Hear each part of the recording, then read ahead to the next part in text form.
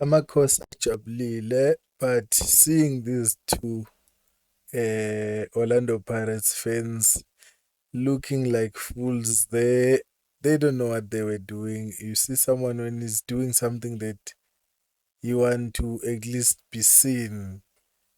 They didn't think when they were doing that, but let's not focus on it. Let's focus on the boys. Seeing Umfundo Vilakazi being prepared bafethu, uh, I think that gave a lot of supporters hope bafethu, seeing these youngsters bafethu being loved by Kaizer Chiefs supporters. And then uDylan Solomons naye ukungena kwakhe kube ne-impact, but I don't think he was prepared enough. But he was better than Umonyane because Umonyane was nowhere to be found. It's not that Monyane that we know. The Monyane that we saw, he was very different. Although he was delaying to come out of the pitch, sometimes I think the players they need to be teached. Bafundiswe bafethu ukuthi check the tempo of the game and then ubone ukuthi do you need to delay. Seeing Umfundo Vilakazi coming to the game and then already ushaya i-special pass, uhlule nje kuphela ubani uDe Silva noma uLilepo lo bekagijima lapha ukuthi asebenzise ukuhlakanipha. He just run because of he was supposed to run ukuthi bengathi uyahluleka ukugijima, but ekugijimeni kwakhe mase phaswa ibhola wenzani uyadileya. And then we are seeing ama-fans saying please change, ake nishintshe bafethu. Nami I was pissed off nje seeing ama-coaches continuing with ama-players that were not helping us with anything because we ended up being attacked because of that. And then-ke nakho-ke sesibona uMabaso Mayo coming in and then kwastopa yonke into wabuyelwa ebhentshini. So I don't know ukuthi abo Cedric Kaze they are trying to work together nama-fans or mhlambe kodwa I cannot say kwangena mhlambe i-call kaMjida uKaizer Motaung Junior. I don't think kuye wangena leyo call, but look at the boy, the way he is matured. uMabaso bafethu, the boy is old enough. Uyakhona ukucabanga. He's asking himself ukuthi what is going on, kwenzakalani, confusion, like this is a professional team, what is happening.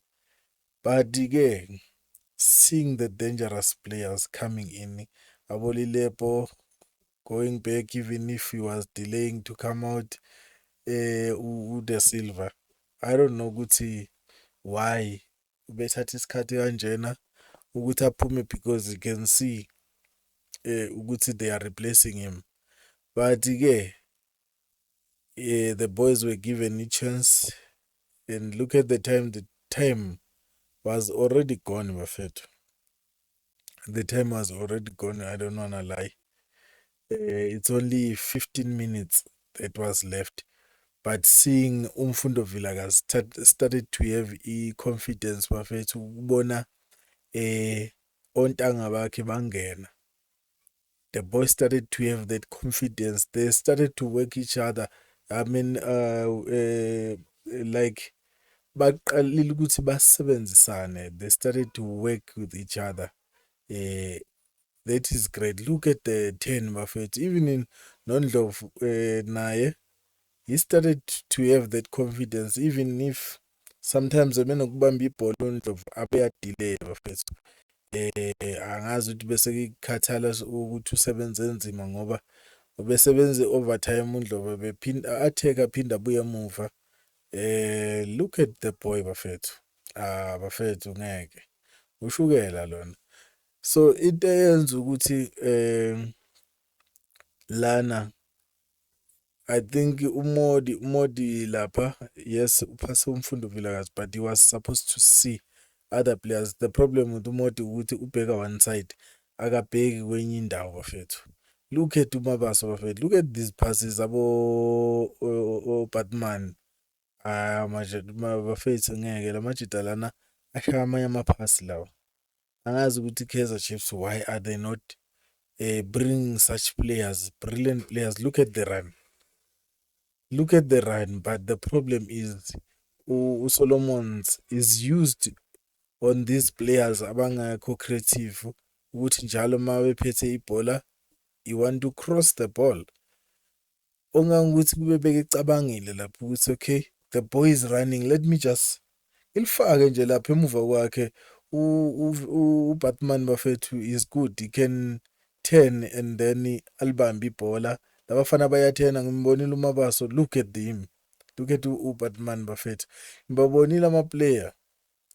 uNdlovu inkinga naye ushaya ama-back passes kakhulu bafethu man, ushaya ama-back passes kakhulu. Look at these boys when they have ibhola, they want to go forward, they are hungry for goals, abo-Batman bafethu, abo-Mabaso. But these other senior players, when they have ibhola, they want to go back. That's the problem. Look at this boy. Look at this boy. Look at this boy bafethu Mabaso, amaphasi awashayayo. Brilliant. Obrigado man. Bafethu look. Lapha kufuneka abantu abahlakaniphile. At least now Mayo, he was starting to cope up with the boys, but he was too slow for the boys. Labafana badinga umuntu ohlakaniphile, umuntu fast bafethu. Look at them when they have ball, the impact of the ball, they going forward. They are going forward. That's what we need as Kaizer Chiefs. Mabegijima kanje and then they leave i-defense move. Ukwenzela ukuthi mangabe balose ibhola, i-defense is there. So you need such players who will carry the team.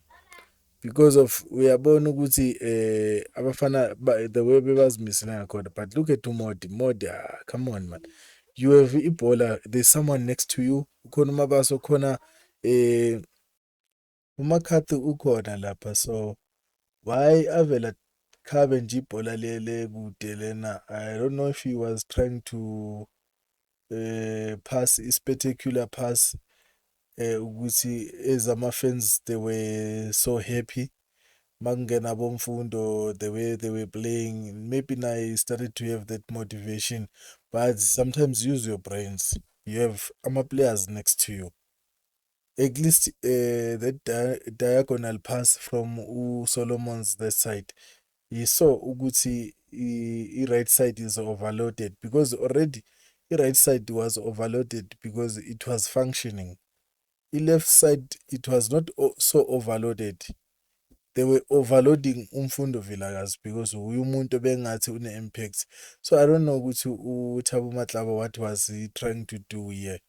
Was he trying to end i-career yomfana, or he was trying something else? What was he trying? Because you cannot place such a play as a professional play.